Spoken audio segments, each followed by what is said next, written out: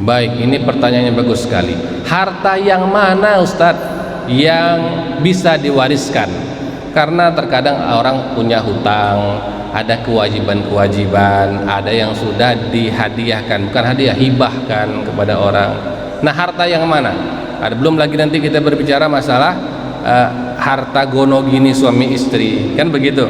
Baik, harta yang mana yang bisa diwariskan? Pertama, harta kepemilikan asli si yang meninggal dunia. Harta kepemilikan asli itu bagaimana? Yang tidak ada kaitannya dengan orang, yang punya dia memang. Si bapak meninggal, ya.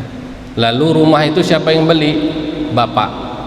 Maka itu jadi harta waris. Ada sawah, siapa yang beli sawah itu? Bapak. Maka itu harta warisan. Ada mobil, mobil itu punya siapa? Punya bapak. Bapak yang beli? Iya. Maka itu harta warisan. Ada kios, kios itu punya siapa? Punya bapak. Bapak yang bangun? Iya. Masih punya bapak itu ketika meninggal? Enggak, sudah dihibahkan kepada salah satu anaknya. Nah, itu bukan harta waris.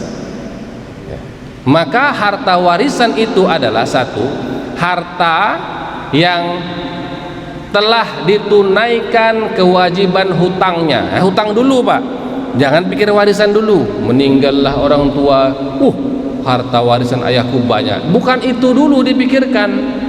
Hutang ayahku ada atau enggak? Makanya selalu disebutkan kalau ada yang meninggal, kalau ada yang punya hutang, nanti hutang ini akan diselesaikan oleh ahli warisnya. Betul? Kenapa? Karena kalau sudah dibagi-bagi duluan, tidak ada yang bayarkan hutang ya. Maka yang pertama adalah bayarkan dulu hutangnya. Itu. Yang kedua, tunaikan kewajibannya. Kalau kita alhamdulillah ada SKM Pak. Kalau zaman dulu tidak ada SKM, ya, sosial kematian tidak ada. Segala yang terkait dengan penyelenggaraan fardu kifayah itu dari harta warisan itu diambil. Nah itu dia, dari situ diambil.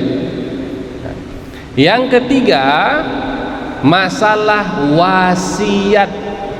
Ada nggak dia mewasiatkan sesuatu? Kalau saya meninggal nanti tolong diinfakkan, diwakafkan untuk masjid sekian. Ada enggak? Kalau ada itu dulu dikerjakan. Lepas itu barulah harta sisa tadi dimasukkan ke dalam harta warisan. Harta kepemilikan penuh seseorang yang sudah dipisahkan dari hutang-hutangnya, dari kewajiban-kewajibannya, dipisahkan dari wasiat-wasiatnya. Jadi itu dia Pak, itu harta yang bisa diwariskan. Selain daripada itu tidak bisa, ya tidak bisa. Ataupun harta ini misalnya ada kaitan dengan orang lain, belinya sama-sama istri. Nih beli rumah sama-sama, setengah suami setengah istri. Maka bisa nggak diwariskan rumah itu? Tunggu dulu, tunaikan dulu haknya si istri yang meninggal. Nah itu ada hak dia di situ. Setengahnya itu baru bisa diwariskan. Nah, yang sudah diberikan sebagai hibah tidak bisa dihitung lagi sebagai warisan. Tapi hibah ini Pak, nanti ada bahasan tersendiri tentang hibah ya, ada bahasan tersendiri. Jangan sampai yang tidak dihibahkan dianggap dihibahkan. Namanya orang tua, kasihan sama anaknya. Udahlah, itu ada kedai, pakai dulu kedai itu. Usahalah kau di situ. Usahalah kau di situ. Itu ada dihibah atau enggak? Kan enggak ada akad hibah di situ, tapi dianggap si anak, itu udah dihibahkan sama ayah kepadaku. Nah, makanya aku di sini bisa bangun kedai, bisa aku berjualan di sini. Ini bukan harta warisan lagi, itu harta warisan. Jadi jangan sampai salah nanti. Ya, yang bukan hibah mengaku-ngaku hibah haram. Nah, bahaya.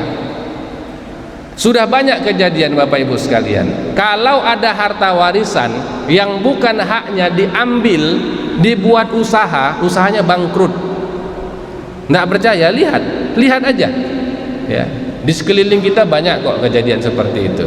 Ada harta warisan, tapi harta warisan ini bukan hak dia sebenarnya, tapi diambilnya secara zalim, dipakai untuk usahanya bangkrut, dipakai untuk buat kebun, untuk pertaniannya rusak. Lihat, itu nyata, azabum muhin. Maka hati-hati dengan harta warisan, jangan berpikir enaknya aja. Oh, ada harta warisan, tunggu, harus sesuai dengan hukum waris.